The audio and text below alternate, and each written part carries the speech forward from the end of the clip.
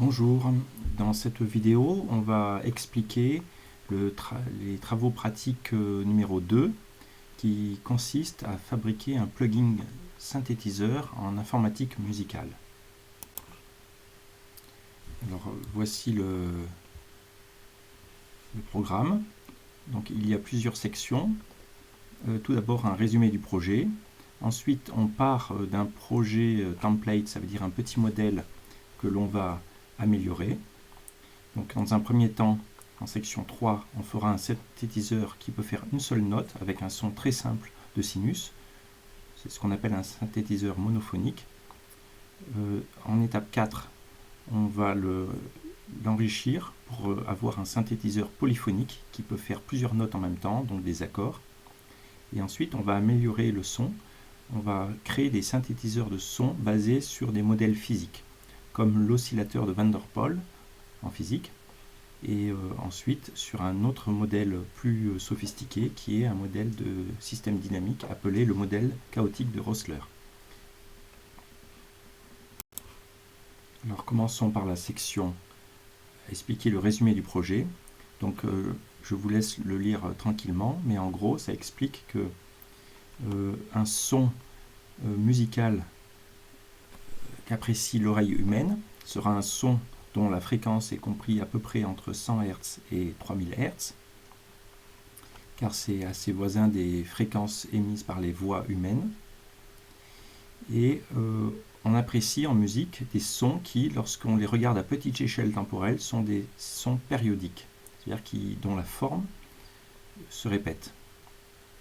Bien sûr, il y a un autre langage musical qui sont les percussions, mais ici on va parler du langage harmonique ou mélodique, fait par des signaux musicaux comme ceux fabriqués par les cordes vocales, qui sont des sons périodiques. Et en fait, dans la nature, on pourrait dire que schématiquement, il y a deux façons de fabriquer des systèmes, des signaux périodiques. Le premier, c'est d'imiter la physique des cordes vocales. Donc c'est un système de type système dynamique.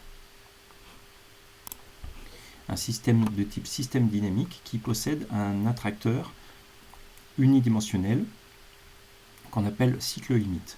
Alors en cliquant ici, vous avez l'explication sur Wikipédia. Allons voir. Voilà, un cycle limite. Alors je vous montre juste l'image. C'est lorsque dans un espace des phases, une trajectoire est attirée non pas vers un point, mais vers une orbite périodique, comme ici en bleu. Alors là, elle est attirée depuis l'intérieur. Voilà, et une fois qu'elle est sur cette orbite périodique, eh bien, elle aura un mouvement, la trajectoire a un mouvement périodique, et par conséquent, si ça émet un son, ça va émettre un signal périodique.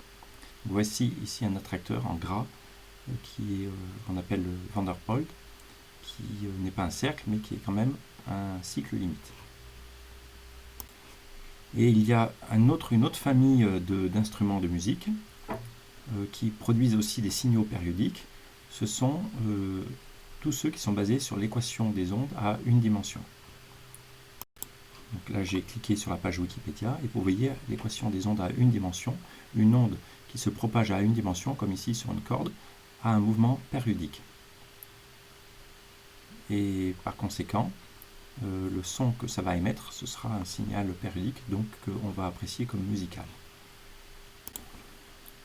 Voilà, dans ce projet, on va fabriquer un plugin qui va modéliser qui sera un synthétiseur qui modélisera plutôt un système de type système dynamique, avec un cycle limite comme attracteur.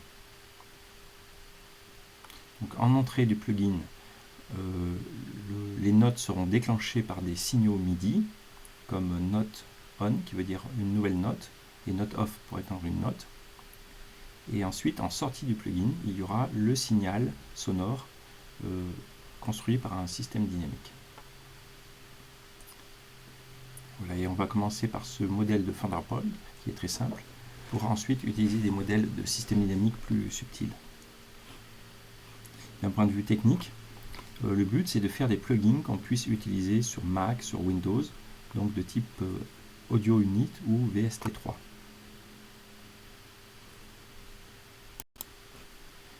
Alors, il me semble que les modèles physiques de synthétiseurs ne sont pas extrêmement développés.